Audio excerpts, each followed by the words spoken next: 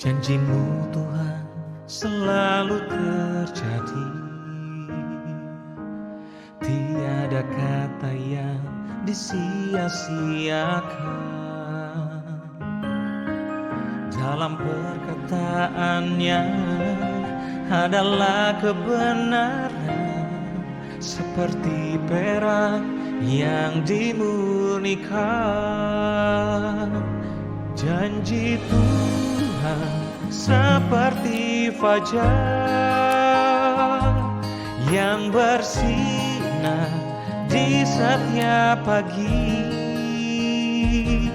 Janji Tuhan selalu setia menuntunku. Pada janji-Mu hatiku percaya.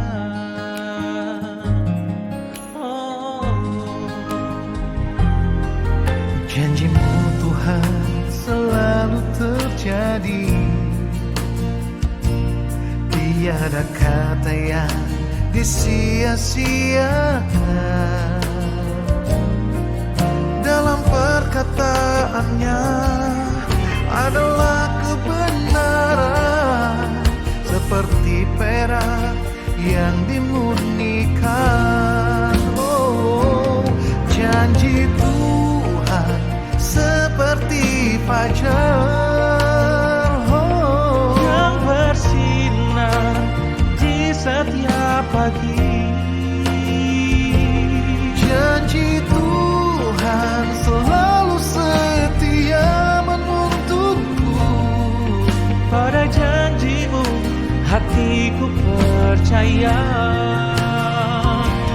Janji Tuhan seperti fajar yang bersinar di setiap pagi. Janji Tuhan selalu setia menuntunku. Pada janji-Mu hatiku percaya. Janji Tuhan selalu bersinar di setiap pagi. Oh, janji Tuhan selalu bersinar di setiap pagi.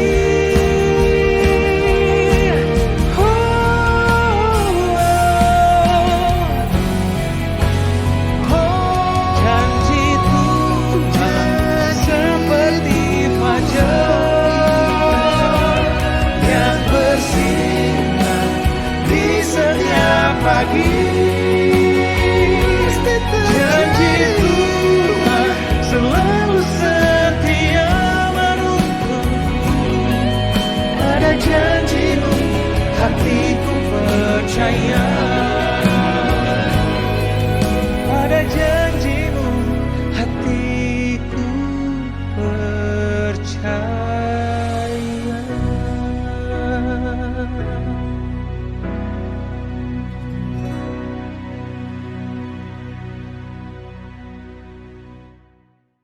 Hari ini adalah hari di mana saya pertama kali melayani offline sejak bulan Maret. Jadi saya sudah lama sekali tidak ke gereja gedung. Ya. Dan karena Pak Rubin adalah ketua sinode dan sahabat, maka saya bilang ya siap gitu ya. Beberapa gereja lain saya bilang Zoom aja atau online saja, rekaman saja. Ya. Kita akan belajar dengan tema lebih dari pemenang sesi kedua. Karena tadi pagi temanya sama, lebih dari pemenang, tapi materinya berbeda. Dan sengaja saya kasih gambar singa. Kenapa? Karena ada ayat mengenai singa. Amsal 30 ayat 30. Singa yang terkuat di antara binatang, yang tidak mundur terhadap apapun. Saya follow YouTube dan Instagram itu, wow, Afrika, Jungle, Lion sama Tiger, lalu Animal Planet, Discovery Channel dan sebagainya. Itu yang saya follow, saudara. Saya suka ya. Saya melihat bagaimana macan makan buaya dan sebaliknya buaya pegang itu lehernya macan tutul, dibanting ke air, bawa ke sana gitu ya. Ada lagi kambing hutan saudara ya, ada beberapa macan gitu ya. Tapi ini kambingnya nekat gitu ya. Jadi dia gak lari, dia seruduk itu macannya dengan tanduknya begitu macan kesakitan, kabur juga loh. Saya melihat beberapa hal yang kayak kebalik-kebalik gitu. Kambing lawan macan gitu. Tapi saya belum melihat kambing macan makan singa atau buaya makan singa. Jadi ya Amsal mengamati hal itu juga rupanya. Maka saya berikan judul lebih daripada pemenang dengan gambar singa dan adalah singa dari karya sendiri. Jadi ini baru selesai kemarin pagi-pagi rapid test dulu ya, karena peraturannya Menteri Perhubungan bilang kalau mobil pribadi enggak usah. Wah, Pemkot Bandung harus. Wah, akhirnya ya pagi-pagi ke rapid test dulu. Pulang jam 12 baru selesai, saya masih finishing untuk mata singanya supaya bisa bening gitu ya. Ya, itu kegiatan saya sekarang sehari-hari. Kenapa? Karena saya punya usaha dibunuh bukan oleh COVID sebenarnya, tapi oleh milenial. 5-6 tahun lalu milenial kills everything, dalam arti milenial ini bukan generasinya, tapi digitalisasi. Usaha saya adalah MLM, ya, untuk multi produk, ada baju, fashion, kosmetik, cookware, dan memang waktu itu kan ceramahnya di mana-mana, seminarnya berubah atau punah, dan kami pun buka platform, ya. Kalau saya sekarang menyarankan jangan buka ya, masukin aja barang ke sana. Tapi dulu kami ya merasa punya uang ratusan miliar, bisa bikin engine, punya member MLM 500.000, kalau bikin engine sendiri akhirnya kami membangun sama dengan Lazada, Zalora dan kawan-kawan gitu ya. Tapi ternyata itu kesalahan. Karena nggak bisa antara MLM dikawinkan dengan platform. Namanya MLM, member, reseller, jual dapat 20%. Saya pikir dulu dikawinkan rekrutnya pakai jaringan begitu kan, tapi kan struktur harga sebuah MLM tetap harus ada margin buat membernya. Sedangkan platform murni dari pabrik langsung ke end user, udah pasti ada disparitas harga.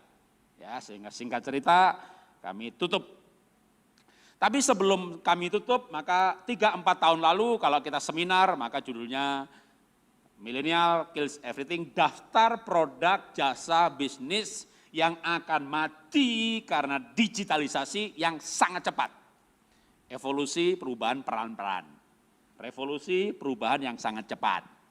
Waktu itu dicari kata, revolusi nggak cukup waktu itu. Akhirnya shifting.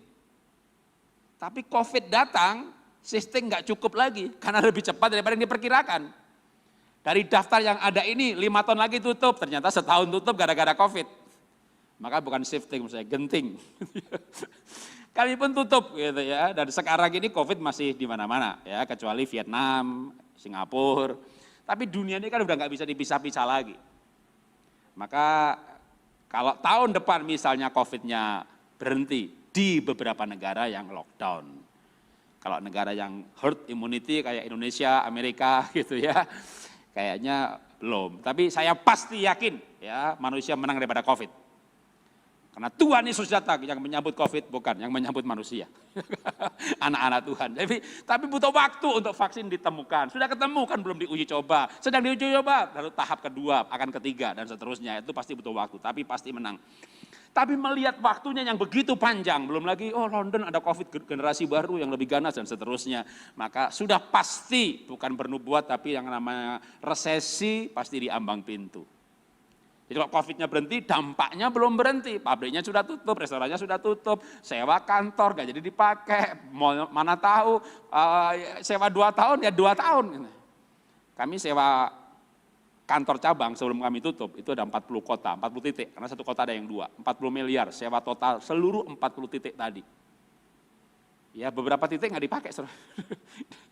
Jadi nggak semudah yang dibayangkan orang ketika sebuah proses tutup terjadi atau bangkrut terjadi. Dan itu saya alami karena saya bukan seorang pendeta, bukan seorang gembala, walaupun banyak orang panggil saya Pak Pendeta gitu ya. Semoga saya nggak dilantik, saya nggak ditahbiskan. Waktu Pak Rubin menang sebagai ketua Sinode di Sentul, saya ada di sana. Gitu. Tapi nggak masuk ruangan, nggak bisa. Bukan pendeta, bukan PDP, bukan PDM. Provokator aja dari luar. Jadi saya bukan seorang pendeta, jadi kalau bicara menghadapi krisis, betul-betul saya mengalami apa yang terjadi hari-hari ini. Nah, karena itu apa yang saya mau bagikan mengenai lebih daripada pemenang ini, yaitu sikap yang luar biasa sehingga kita baik menang ataupun kalah, kita tidak kalah kehidupan. Yang saya ambil contohnya adalah kali ini Daniel. Kalau sesi pertama tadi Daud. Ya, kenapa Daniel? Oke, tadi kan saya bilang Amsal 30 ayat 30 tadi, singa itu tidak pernah mundur dari apapun juga. Dia rajanya hutan, dia yang terkuat. Sehingga Amsal berkata binatang yang terkuat adalah singa, dia tidak pernah mundur dari apapun juga. Tapi ini luar biasa Daniel, ya kan kita tahu ceritanya. Bagaimana Daniel nggak dimakan singa. Semuanya dimakan ya kan. Berarti kalau lebih dari pemenang, wah alur pikir aja kira-kira begitu gitu ya. Tapi kenapa Daniel tidak dimakan singa? Daniel pasal 6 ayat yang keempat. Daniel ini melebihi para pejabat tinggi dan para wakil raja itu karena ia mempunyai roh yang luar biasa dan raja bermaksud untuk menempatkannya atas seluruh kerajaannya. Nanti kalau dibaca di rumah ayat selanjutnya bukan bermaksud lagi, betul-betul akhirnya Daniel ditempatkan di atas segala orang pandai, di atas segala raja-raja kecil di bawah pusat raja. Jadi kayak wakil raja untuk seluruh jajaran kerajaan bahkan jajahannya. Maka dan itu karena Daniel punya roh yang luar biasa. Karena singanya tidak menjadi jinak, kan nggak ada ayatnya. Ketika Daniel dimasukkan dalam gua singa, maka berubahlah singa menjadi jinak. Nggak, singanya nggak jinak. Yang ada ayatnya adalah ada malaikat yang mengatupkan mulut singa. Jadi singanya tetap puas. Wow, begitu dekat tutup mulutnya. Gitu. Ya, dia mundur lagi 2-3 meter. Bisa buka mulut. Wah, ada mangsa. Wah. Tutup lagi mulutnya. Itu 3 hari seperti itu. Apa itu singa nggak sakit gigi, saudara? Akhirnya mungkin pasrah kali singanya ya. Ini makhluk satu nggak bisa dimakan. Kenapa? Karena ada roh yang luar biasa di dalam Daniel. Sehingga ada malaikat yang menyertai Daniel. Karena di dalam Daniel ada roh yang luar biasa. Apa hubungannya tuh Pak cerita itu sama zaman sekarang, zaman COVID, zaman resesi seperti ini? Ada hubungannya. 1 Yohanes 4 ayat 4, itu menurut saya hubungannya. 1 Yohanes 4 ayat 4, sebab kamu berasal dari Allah anak-anakku, dan kamu telah mengalahkan nabi-nabi palsu itu, sebab roh yang ada di dalam kamu lebih besar daripada roh yang ada di dalam dunia ini. Amin. Roh yang dalam Daniel ada dalam diri saya, ada dalam diri saudara. Efesus 1:13. Barang siapa menerima Injil keselamatan, maka ia dimeteraikan dengan Roh Kudus Allah. Saudara menerima Yesus, saudara menerima Roh Kudus. Di mana menerimanya? Roma berkata, roh itu bersaksi bersama roh kita. Jadi meterai Roh Kudus ada dalam roh kita. Maka ayat yang lain berkata, roh itu berseru bersama roh kita, ya Aba, ya Bapa. Jadi menerima Tuhan Yesus, lahir baru, menatal pribadi, ada Roh Kudus di dalam rohnya. Penuh Roh Kudus belum? Ya belum, tergantung. Kalau roh yang di dalam kita itu keluar dari roh ke jiwa, pikiran, perasaan, kehendak. Keluar juga sampai ke tubuh, maka hidup kita dipenuhi Roh Kudus, maka itulah namanya kepenuhan Roh Kudus. Jadi terima Tuhan Yesus, terima Roh Kudus. Penuh Roh Kudus belum tentu. Itu proses. Tapi begitu ada Roh Kudus dalam roh saya, roh saudara, maka roh yang ada dalam Daniel itu ada dalam kita. Nah itulah sebenarnya yang membuat kita itu bisa lebih daripada pemenang. Saya punya sahabat,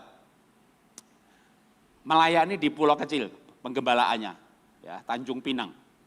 Tapi saya bersyukur sama Pak Rubin Adi, sahabat saya ini dijadikan pengurus di Departemen Misi Sinode GPI. Karena dia sangat misioner, buka cabang di Timur Timur, Kamboja, Laos, Vietnam, beberapa kota di Malaysia, saya kunjungi semuanya tuh mereka gitu ya. Wah. Dan dia yang saya akan berikan lukisan ini. Sudah dapat mangsa, jangan fokus pada mangsa, tetap fokus ke depan, pada tujuan, berlari, chest planting, buka lagi. Gitu. Itu yang namanya COVID, saudara. Itu semasa pandemi ini tak lihat udah terbang berapa kali tuh. Tiap kali post di Instagram, di airport ini, post lagi tes antigen, sehat, terus berangkat lagi.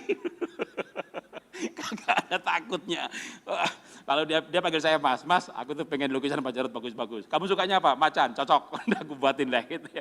Tapi mahal banget. Ya udah begini. Tahun depan undang saya 8 kali. Nilai PK-nya sampai dengan nilai lukisan. Cocok.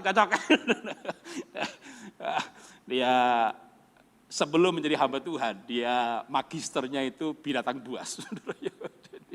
Wah, dia senang sekali binatang. Maka saya berikan kepada dia harimau yang memangsa.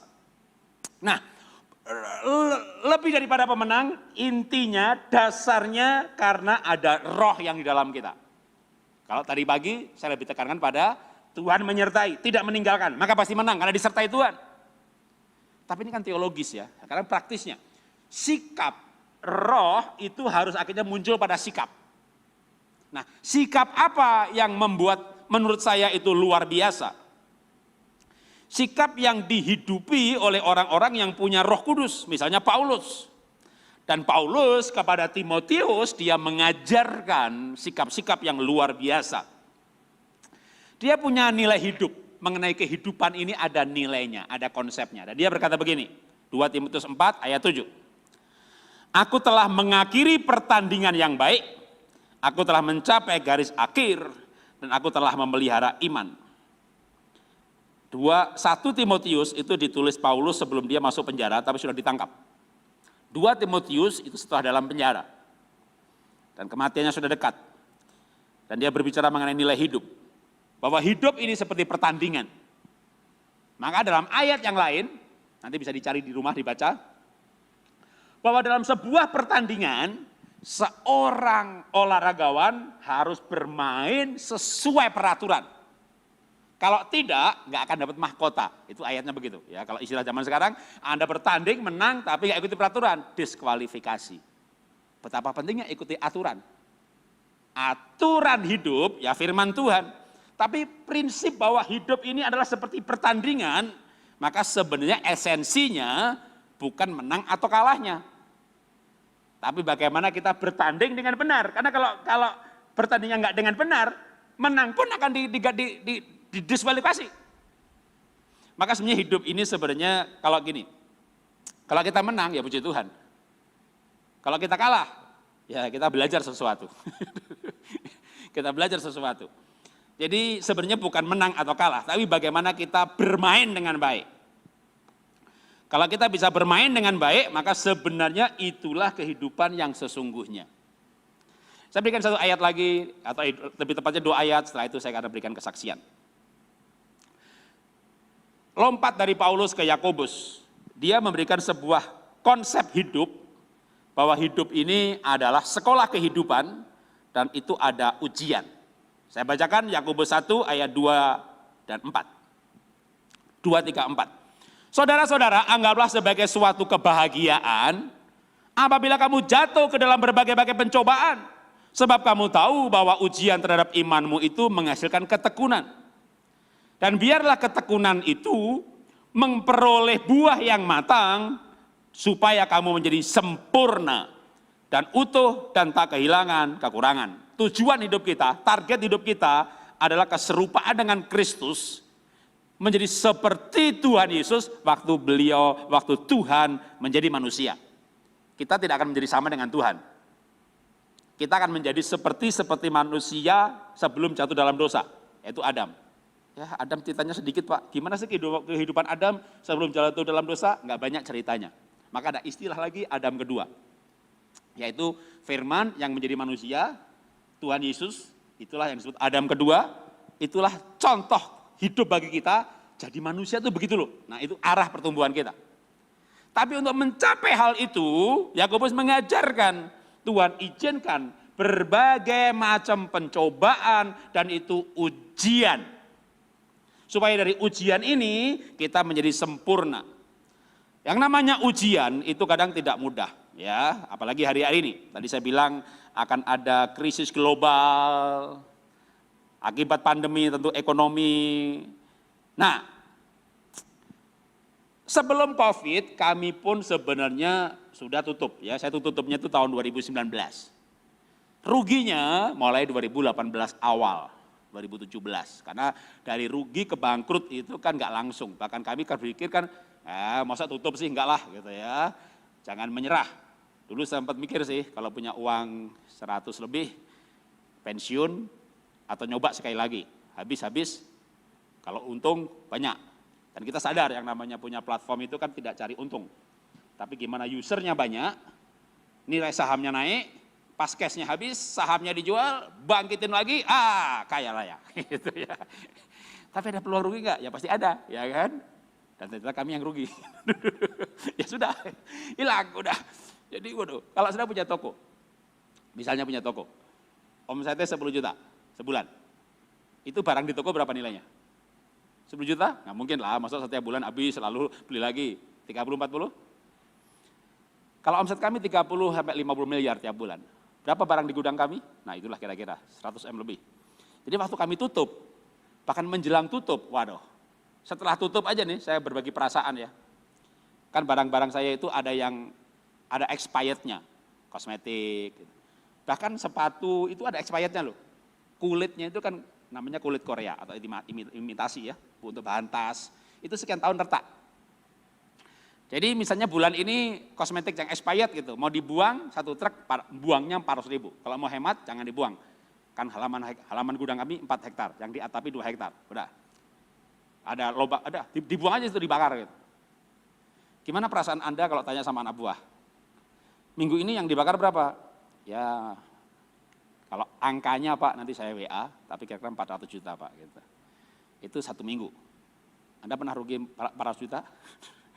Setahun ini atau seminggu? Itu kita minggu demi minggu. Minggu demi minggu, minggu demi minggu, bulan demi bulan. Selama berapa tahun? 2 tahun.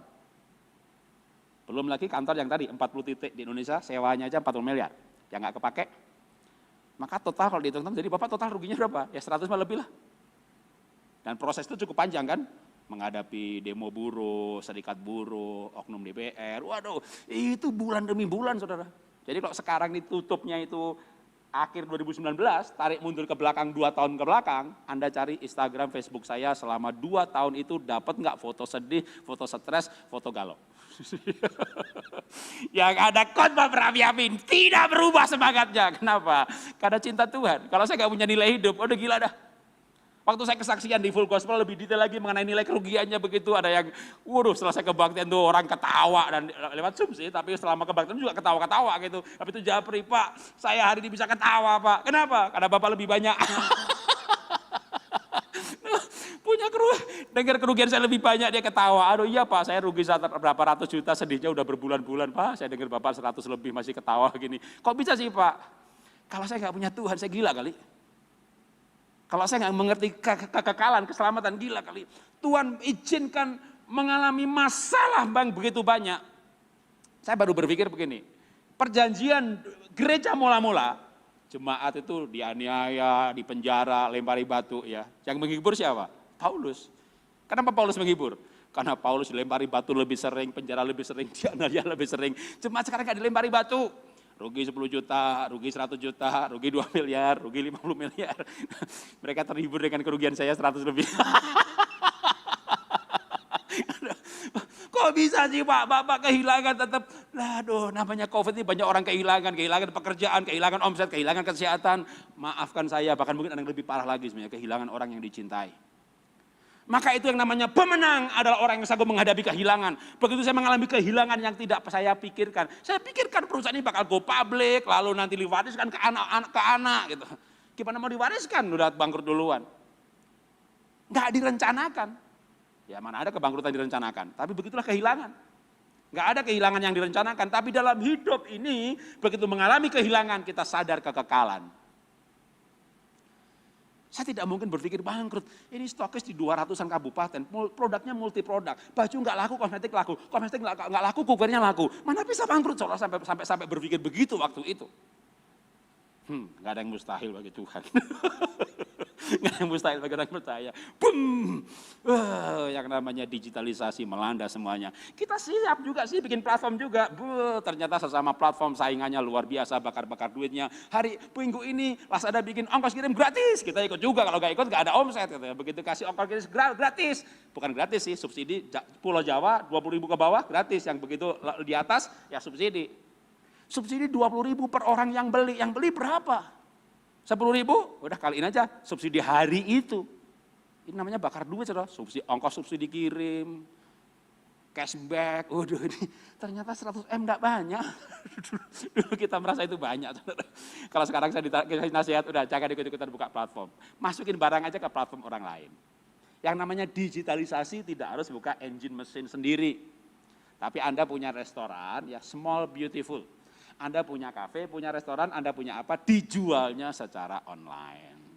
Kekuatan jaringan, Instagram, dan sebagainya. Ya, atau masukkan platform orang lain, itu namanya small beautiful. Gitu. Dulu, tapi otak saya ini nggak bisa small. Bikin toko 30, bangkrut. Gitu, ya. Aduh, otak besar itu ya kalau untung besar, kalau rugi besar juga. Tapi Tuhan mempersiapkan mental pemenang. Maka saya senang tuh, singa tidak pernah berhenti dan mundur dari apapun juga. Waduh, mana ada Pak Jarod mundur gitu. Ada sih kalau banyak jurang mundur juga gitu ya. Tapi dalam hidup ini tidak ada yang namanya mundur. Ketika kami mengalami kehilangan, maka kami tetap kuat, dan itu karena punya kekekalan, karena punya Tuhan. Tanpa punya Tuhan mana bisa. Tapi tetap terus terang saya sempat khawatir sih. Ya anak-anak sudah lulus kuliah, anak-anak bekerja diberkati, tapi sempat mikir, masa nanti pensiun masa tua, minta-minta sama anak. Aduh, pensiun sebagai apa ya? Sebagai hamba Tuhan aja lah, gitu ya. Khotbah saya bagus kok, pasti diundang terus gitu ya. Itu bulan-bulan Maret, April tuh, bergumul seperti itu tuh, ya kan. Tapi apa yang terjadi? Begitu COVID, kan jadwal khotbah, batal semuanya. Itu April bisa kosong gitu ya. Kenapa? Ya kan begitu batal gereja khotbah, pendetanya khotbah sendiri semua gitu kan. Rupanya Mei ada perubahan. Rupanya pendetanya mulai kehabisan bahan atau jemaatnya yang bosan.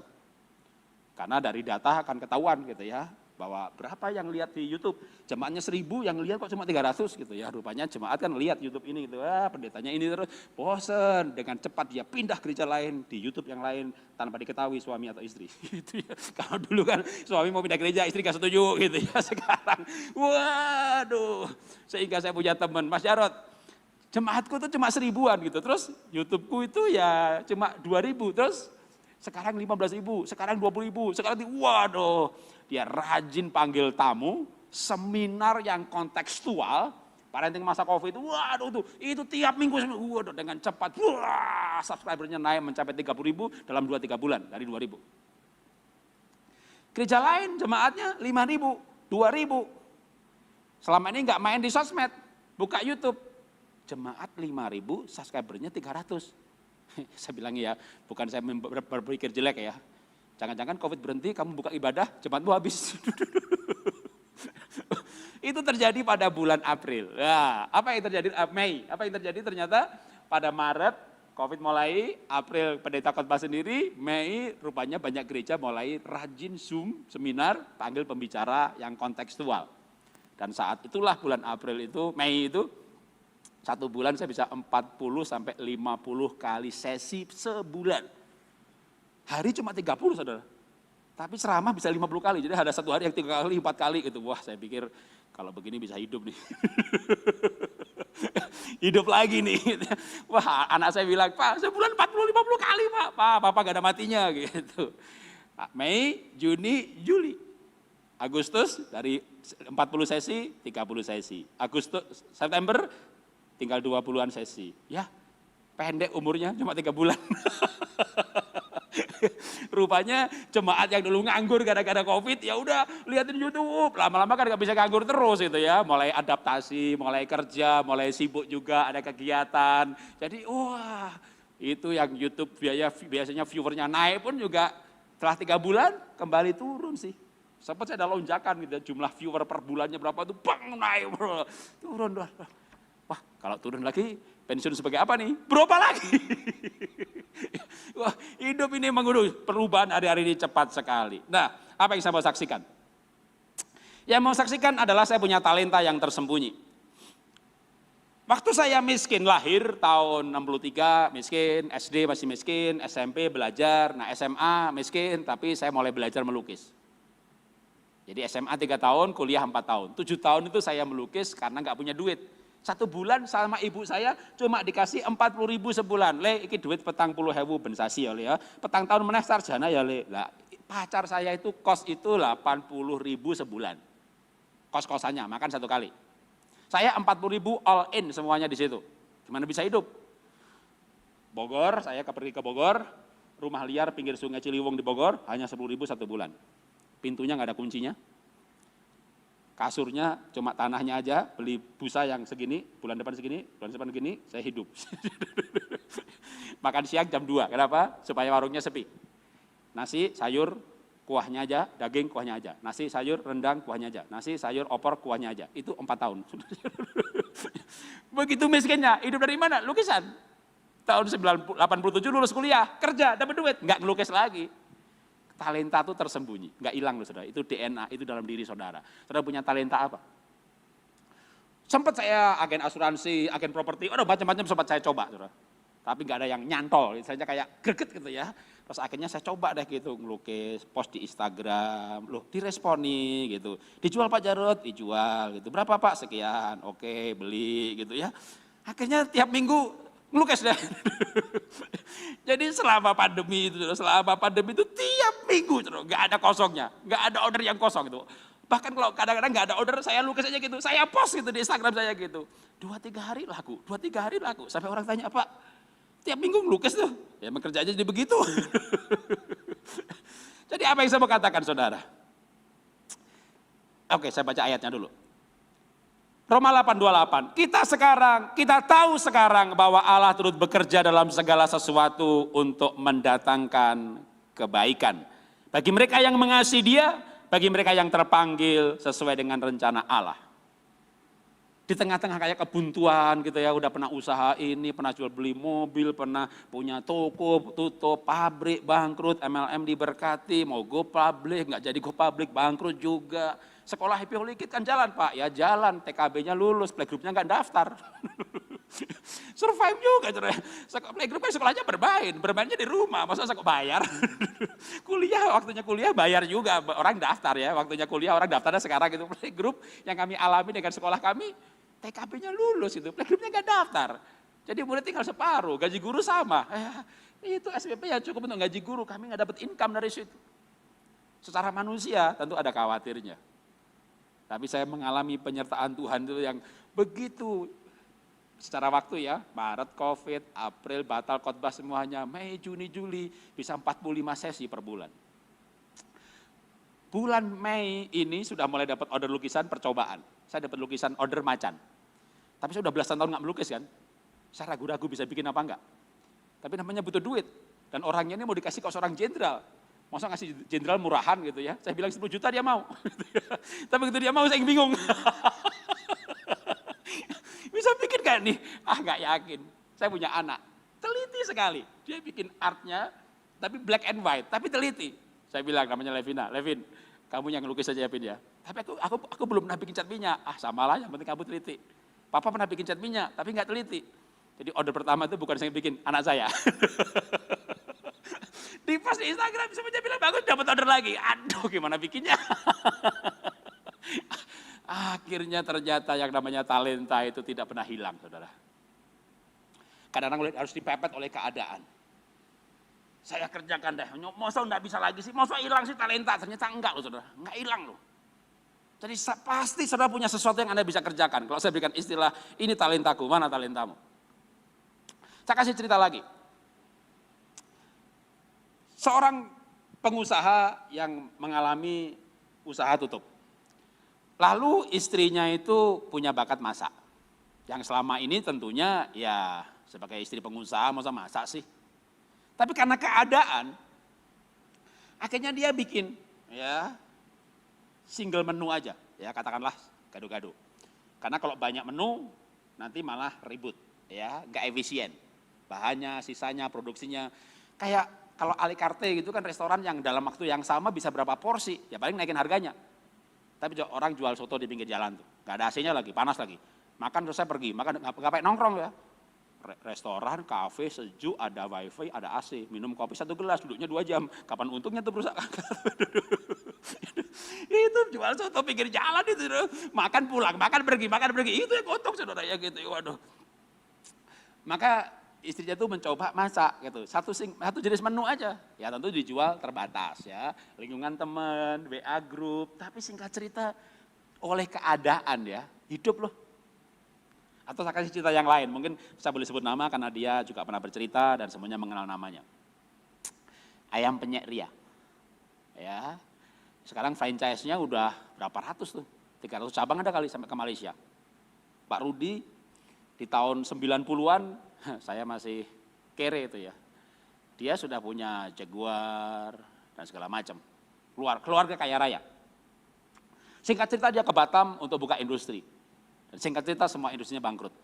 Dia malu untuk pulang ke Surabaya. Istrinya ya nggak pernah masak. Tapi waktu remaja pernah masak. Bikin ayam. Dan melalui talenta itulah sekarang kita tahu Ayam Penyek Ria ada di mana-mana. Jadi talenta itu sebenarnya tidak pernah hilang. Cuma kita perlu mencari, menemukan, dan mengembangkannya. Tapi jangan lupa, yang penting adalah penyertaan Tuhan. Karena kalau nggak disertai Tuhan gitu ya, jual makanannya susah, gimana jual lukisan. Makan itu kebutuhan pokok, ya kan? Pendidikan kebutuhan kedua, baju kebutuhan ketiga, liburan keempat, lah lukisan kebutuhan keberapa gitu. Tapi ya saya tuh menjadi merasakan penyertaan Tuhan itu begini, sekali lagi. April jadwal kosong, Mei, Juni, Juli khotbahnya penuh. Agustus begitu khotbahnya kosong, dari Agustus sampai hari ini tuh tiap minggu selalu dapat order loh lukisan tuh. Itu bagi saya itu kayak, saya tuh pernah waktu IFA masih jaya-jayanya gitu ya, member 500.000, 10% tutup poin aja 50 miliar bulan itu. Kita pernah ngalami namanya per bulan itu ratusan juta.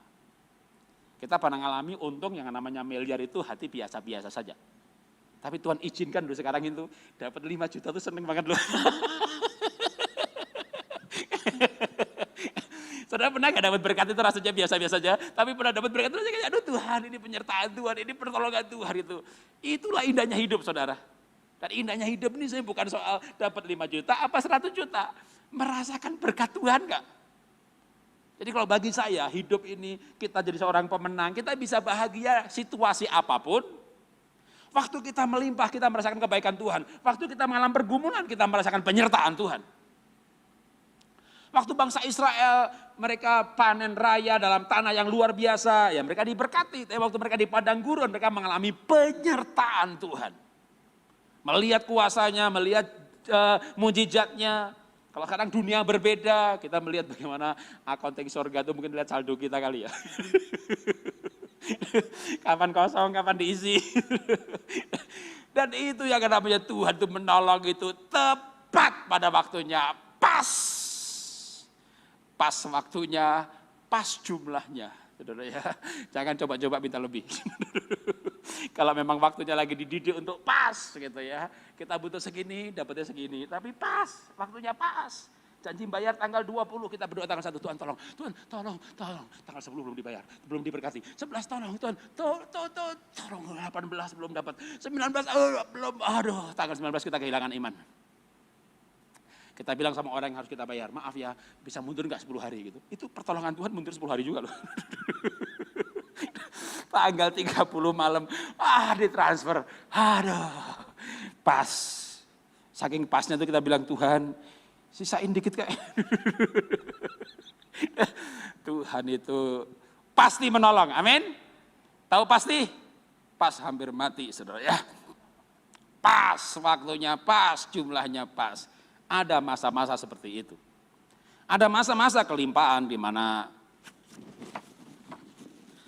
bangsa Israel bahkan ketika berperang pun mereka pergi ke medan peperangan, lalu semua musuh sudah mati.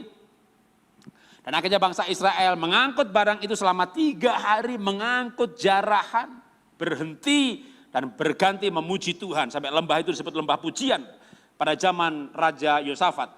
Mereka berhenti mengangkut barang-barang berharga, saking banyaknya yang sudah diangkut, lalu mereka memuji Tuhan. Pernah bangsa Israel mengalami kelimpahan yang luar biasa, sampai mengambil keputusan berhenti mengangkut barang berharga, udah muji Tuhan aja. Sampai hari ini lembah itu disebut lembah pujian. Tapi ada saatnya juga mereka kekurangan. Tuhan tidak menjanjikan selalu kelimpahan, tapi yang Tuhan janjikan itu penyertaan. Maka pastikan penyertaan Tuhan. Pastikan Natal, Yesus lahir di hati kita, dan mulai lahir di hati kita ada Roh Kudus yang di hati kita, dan Roh Kudus itu Tuhan Yesus katakan, kalau Ia datang, Dia akan mengingatkan kebenaran. Apa itu kebenaran? Firman Tuhan. Kalau Roh Kudus datang, Dia akan mengingatkan kamu tentang dosa. Maka kalau Roh itu berkata itu dosa, jangan dilakukan. Itulah yang saya sebut dengan excellent. Saya akan berikan ayat tambahan, ya. Materinya sudah habis, tapi saya akan berikan ayat tambahan. Tapi gimana Pak kita bisa kuat Pak? Saya berikan baca beberapa ayat untuk kita bisa kuat menghadapi gelombang dunia yang kita tidak tahu tahun depan itu bagaimana. Tapi yang kita tahu Tuhan menyertai kita. Tapi dari sisi kita perlu mempersiapkan diri. Maka saya ingin membaca Mazmur 34 ayat yang ke-6. Tunjukkanlah pandanganmu kepadanya, N-nya huruf besar. Maka mukamu akan berseri-seri dan tidak akan malu tersipu-sipu. Maka kita harus tetap terus memandang Tuhan. Waktu 2009, kalau saya pikir-pikir hidup saya itu banyak masalah juga ya. 2009 saya dengan keluarga semuanya ada di Bali gitu ya. Rumah yang tidak diasuransi, ludes terbakar, habis ya kita nggak bisa keluarin barang. Dan waktu itu saya ingat kebaikan Tuhan. Tuhan saya masuk Jakarta, nggak bawa apa-apa, tinggal pinggir kuburan, 6 kali 6 meter persegi. Karena kalau saya mengalami kebangkrutan yang ruginya sekian, lalu sukacita, saldonya masih banyak Pak, nggak ada saldo. Badan aja nggak diasuransiin, nggak ada asuransi kesehatan.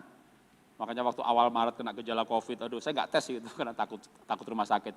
Juga waktu itu belum diumumkan kalau gratis gitu ya, jadi takut bayarnya.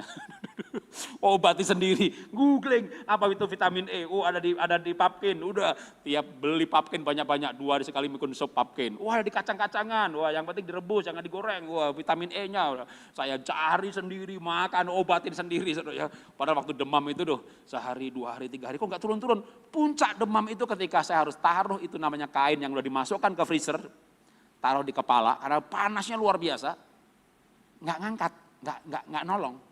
Jadi harus kompres kepala, dada dan perut. Itu baru panasnya reda, tapi saya menggigil, tapi suhunya panas. Dan nggak bisa tidur. Saya bisa tidur ketika bilang Tuhan, saya mati masuk surga, ya nggak perlu takut. Istri udah mandiri, anak-anak kerja semuanya, ya siaplah gitu. Itu baru bisa tidur saudara. Waktu masih mikir, kalau mati bagaimana gitu. Begitu pasrah gitu udah bisa tidur. Dan itu malam terakhir demam yang setelah itu turun. Saya turun ganti istri yang batuk. Udah, itu bulan Maret, kita batalkan semua agenda. Pemerintah belum bikin PSBB, tapi kita batalin sendiri. Sampai, Pak kenapa batal? Kita nggak bilang kalau COVID atau apa, cuma gejalanya aja. Demam, batuk, mulai hilang rasa. Saya tuh suka sekali tongseng. Begitu nyoba makan tongseng, kok nggak ada rasanya gitu. Ini mulai hilang rasa nih, untuk nggak sampai sesak nafas. Ya, udah mulai tidur jam 7, jam 8 kita udah langsung mulai tidur. Tidur lebih awal, bangun tidur mandi, jam 10 berjemur, kayak burung aja. Berangsur-angsur sehat, aduh begitu sehat baru berani posting foto baru gitu. Selama isolasi mandiri itu yang diposting foto lama. Pokoknya begitu temen gak pernah posting gitu. Waktu itu Pak Roni Daud gak pernah posting lagi. Pak sakit ya gitu, enggak sehat gitu. Dalam Yesus sehat gitu. Ternyata 14 hari kemudian keluar dari rumah sakit. COVID resmi 16 hari. Kita udah ngalamin duluan. Nah, waktu kita mengalami apapun yang kita alami, Mazmur 34 berkata arahkan pandangan kita kepada Tuhan, bahwa Tuhan mati bagi kita. Masalah terbesar di dunia ini adalah kematian dan keselamatan. Itu kita sudah menang. Orang paling kaya di muka bumi tidak bisa beli keselamatan yang saya miliki.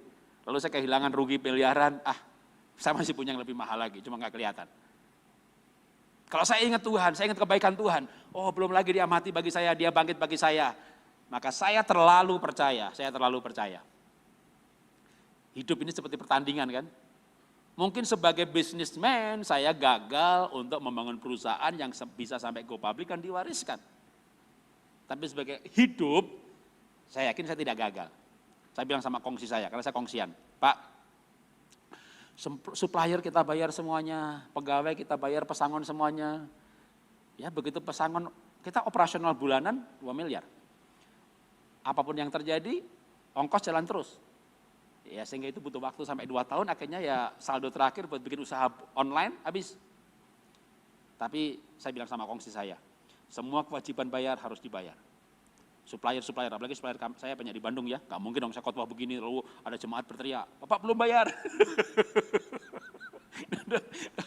Kita hidup mulia dan kita akan akhiri perusahaan ini dengan mulia, kita tutup dengan cara mulia, kita bayar sebagai hamba Tuhan. Kecuali kalau sudah gak ada lagi pilot, ya kita bayar semuanya, lalu tutup, udah selesai. Dan bagi saya itu sebuah pertandingan yang saya selesaikan. Hidup saya belum selesai, usaha saya juga belum selesai. Saya terlalu percaya Tuhan akan berkati saya lagi, entah dengan apa atau cara apa. Yang pasti saat ini, saya hidup sekarang bulan demi bulan aja gitu ya. Ya lukis laku juga. Anak saya yang paling heboh, Pak detail banget Pak, ini kalau di Singapura di $1.000 Pak, ya udah lu jual 1.000 dah. Kamu tawarin ke jaringan kamu gitu ya. Ya siapa tahu nanti satu saat lukisan saya laku 10.000. Sekarang diganti persembahan kasih aja boleh. Saya punya teman hamba Tuhan, tahun depan atur saya 8 kali kajar ya, itu lukisannya gratis gitu, kan dapat PK-nya. Ya gampang lah dia bisa diatur gitu, yang penting punya sahabat, punya teman. Bener loh saudara, setelah COVID ini kita mulai menyadari betul ya arti sahabat ya. Persahabatan jauh lebih penting, kita punya sahabat, punya teman, bisa ketawa bareng, bisa sharing bareng, bisa ngobrol, bisa saling menguatkan. Waktu kita bisnis luar biasa ya, bisnis penting banget. Bahkan kadang-kadang kayak sahabat kurang penting. Tapi Tuhan mengizinkan semuanya terjadi menurut saya untuk satu hal. Untuk kita memaknai hidup ini lebih baik. Ketika memaknai hidup lebih baik, kita sanggup menghadapi apapun yang terjadi. Kami pernah kebakaran dan ludes, istri saya pernah kena dihipnotis sampai 400 juta hilang. Dan saya tidak marah. Karena saya berpikir bahwa dia korban, bukan pelaku. Kenapa saya marah sama korban? Tapi kejadian itu membuat istri saya sadar sesadar-sadarnya bahwa saya cinta banget sama dia. Wong suami yang lain istrinya menghilangkan 50 juta digebukin, ngilangin 100 juta digoblok-goblokin, ini 400 saudara. Malah didoakan, nangis, dipeluk, doa lagi, peluk lagi. Dia yakin banget saya cinta sama dia. Dan sejak itu dia makin cinta sama saya. Sampai saya itu tercenung loh saudara. Waktu tercenung saya bilang sama Tuhan, Tuhan, cinta memang mahal. Mahal banget. Jadi ketika dua orang saling mencintai, ada masalah apapun juga sanggup dihadapi. Tapi kalau saudara suami istri ribut gara-gara COVID, usahanya susah, gara-gara COVID income-nya berkurang, lalu ribut. Dah, menurut saya tinggalkan cara hidup itu. Kita hadapi kenyataan. Kita rasakan penyertaan Tuhan. Kita hadapi sehati suami istri menghadapi. Apapun yang terjadi, hadapi bersama-sama. Maka saya percaya keluarga yang menghadapi bersama-sama, keadaannya nggak berubah saja, caranya lebih bahagia. Apalagi bukannya suami istri, anak-anak support, waduh, anak-anak saya paling rajin support saya. Wah, papa mah keren, kelukis saja keren, papa mah nggak ada matinya. Perusahaan tutup, khotbah nggak diundang lagi, kelukis. Ya, ayo Pak, semangat Pak. Udah. Jadi kita saling memberikan semangat dalam hidup ini, dan itu berarti banget. Ya, keluarga menjadi sangat berarti ketika kita saling mendukung, saling mensupport apa yang dilakukan satu dengan yang lainnya. Mari tunduk kepala kita berdoa. Bapa, kami mengerti arti kekekalan ketika yang kami miliki hilang. Bahwa itu tidak kekal. Kami mengerti artinya relasi dan cinta kasih keluarga saat kami tidak bisa apa-apa lagi dan harus ada di rumah. Tapi yang pasti Tuhan, kami merasakan pemeliharaan-Mu, dan bukan karena kekuatan kami, bukan karena modal kami atau usaha kami.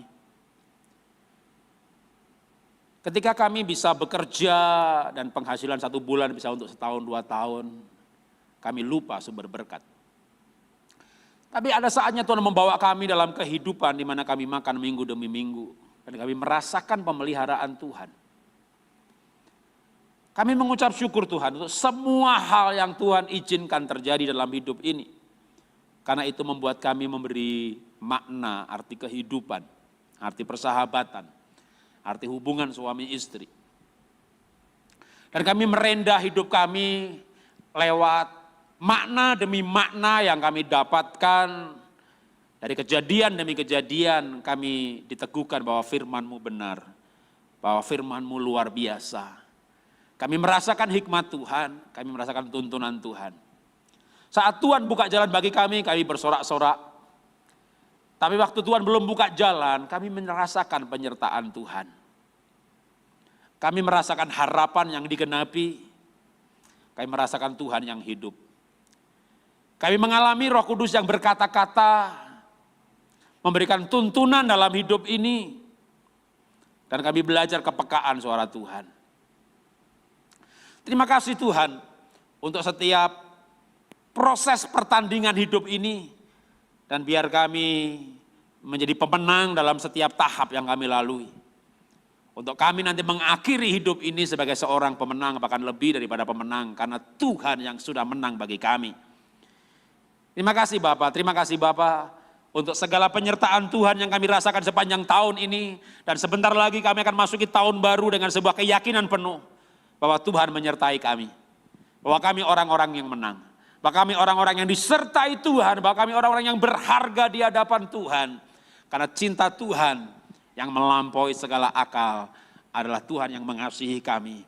Karena Tuhan yang menciptakan alam semesta ini, Roh-Nya ada di dalam roh kami untuk menuntun langkah-langkah kehidupan kami. Kami tidak takut bahaya, karena Tuhan beserta dengan kami. Tuntun kehidupan kami Tuhan. Beri kami hikmat akal budi untuk bersikap. Beri kami tuntunan untuk mengambil keputusan. Supaya kehidupan kami memuliakan nama-Mu. Apapun keadaan kami memuliakan Tuhan. Saat kami diberkati, kami jadi teladan diberkati. Saat kami mengalami masalah, kami menjadi teladan ketabahan. Supaya apapun yang kami alami, kami hamba Tuhan yang sedang menjalani kehidupan dan mempertontonkan kehidupan bersama dengan Tuhan kepada dunia ini.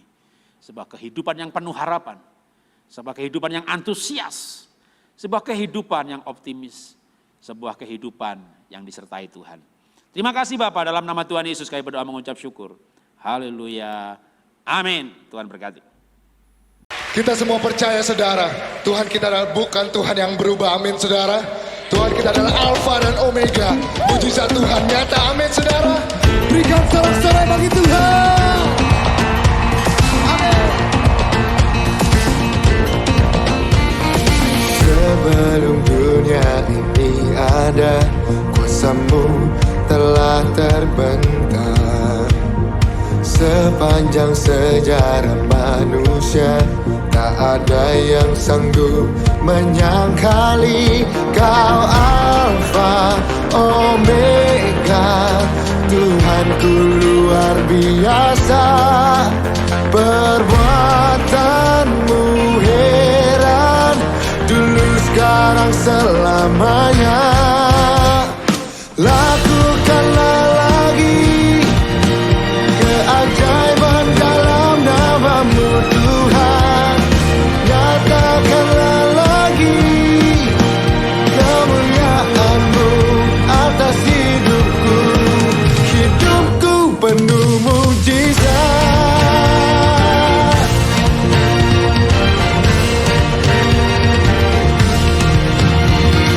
Sebelum dunia ini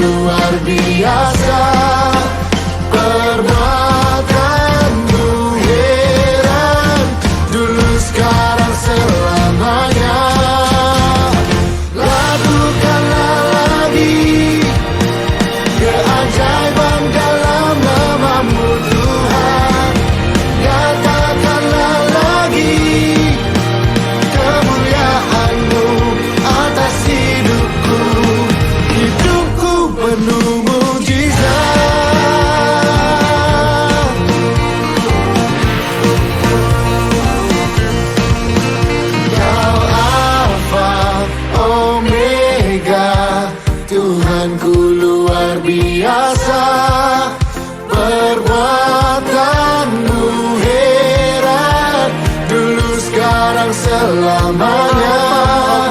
Kau Alfa Omega, Tuhanku luar biasa.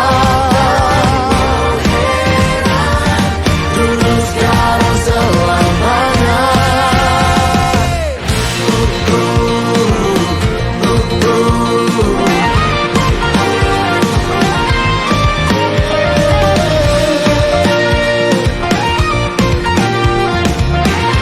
Sama-sama kita mau serukan saudara, katakan bersama.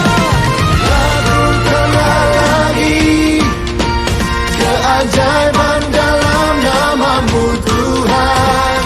Nyatakanlah lagi, nyatakanlah lagi. Lakukanlah lagi, lakukanlah lagi keajaiban dalam nama-Mu Tuhan. Nyatakanlah lagi kemuliaan-Mu atas hidupku. Hidupku penuh mujizat.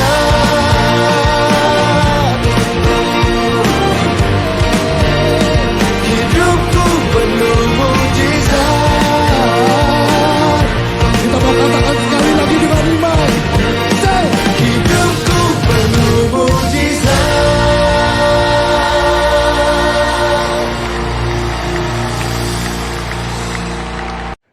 Sekarang, terima kasih karunia dan damai sejahtera Tuhan Yesus Kristus, dan kasih Allah Bapa kita, serta persekutuan Roh Kudus menyertai setiap kita, sekarang, seterusnya, dan selamanya. Amin.